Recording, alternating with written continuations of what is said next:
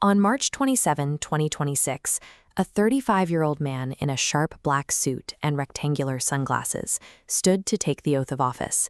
He was being sworn in as the 47th Prime Minister of the Himalayan nation. He didn't arrive at this podium by spending decades shaking hands, making backroom deals, or climbing the ranks of a traditional political party. He bypassed a 30-year political monopoly by actively dismantling the system from the outside. For decades, Nepal's political landscape was fossilized.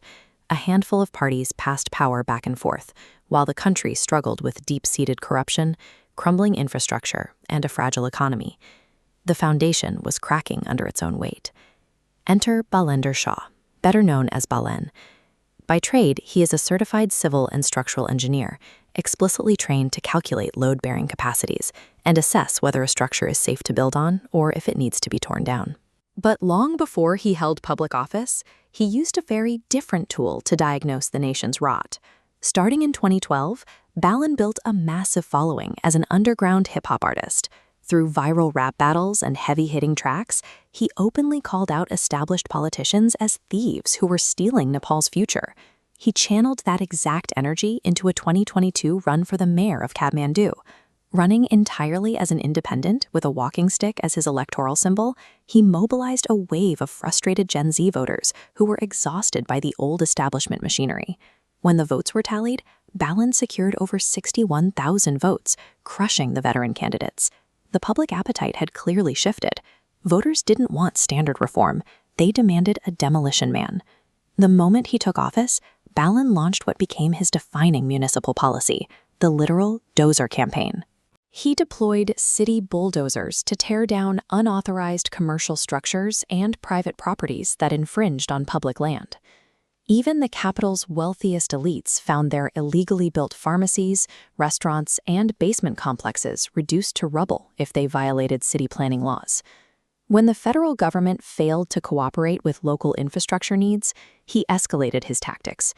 At one point, to protest the Department of Roads' inaction, he ordered municipal trucks to dump massive piles of uncollected street garbage directly in front of federal government offices. This was confrontational governance. Balen used his municipal administrative authority as a blunt weapon to attack the inertia of the federal state. His ruthless, action-oriented approach earned him global recognition, including a spot on the Time 100 Next list. To a highly disillusioned Nepali public, his tenure proved that targeted destruction could be a highly effective form of governance. But swinging a wrecking ball through a densely populated capital produces severe collateral damage. Systemic demolition is an inherently violent act. When municipal police moved to clear vulnerable squatter settlements along the city's riverbanks, it triggered fierce physical clashes, resulting in dozens of injuries. Similar aggressive crackdowns to remove small-scale street vendors from sidewalks severely impacted the livelihoods of the city's poorest residents. His communication style was equally combustible. When traffic police stopped a city vehicle on public holiday, Balen posted a threat to literally burn down Singha Dorbar, the central government headquarters, if federal authorities interfered with his administration again.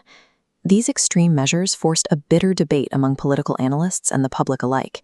Was Balen a fearless visionary doing the ugly, necessary work to clear out the rot, or was he a reckless demagogue ruling through chaos? That debate was overshadowed in September 2025, when massive protests erupted across Nepal.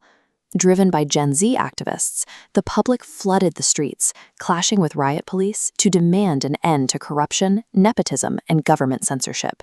The intense pressure fractured the ruling coalition. The traditional government was forced out, creating a massive power vacuum in Kathmandu, driven by absolute public frustration. Balen capitalized on this wave of anger to scale his demolition tactics to the national level. He joined the Rastriya Swatantra party, a rapidly growing centrist political group commonly known as the RSP, to run in the 2026 general elections. He made a highly strategic, high-stakes decision for his parliamentary bid. Instead of running in a safe district, he contested the Japa 5 constituency, taking aim directly at four-time former Prime Minister KP Sharma Oli, the ultimate symbol of the old political establishment. This chart compares the final vote counts, illustrating the sheer mathematical scale of the upset. Balen secured over 68,000 votes, while the former Prime Minister managed fewer than 19,000. It was a massive 50,000-vote margin. The voters delivered a sweeping mandate. This historic landslide was the final swing of the wrecking ball, clearing the old political guard from the board.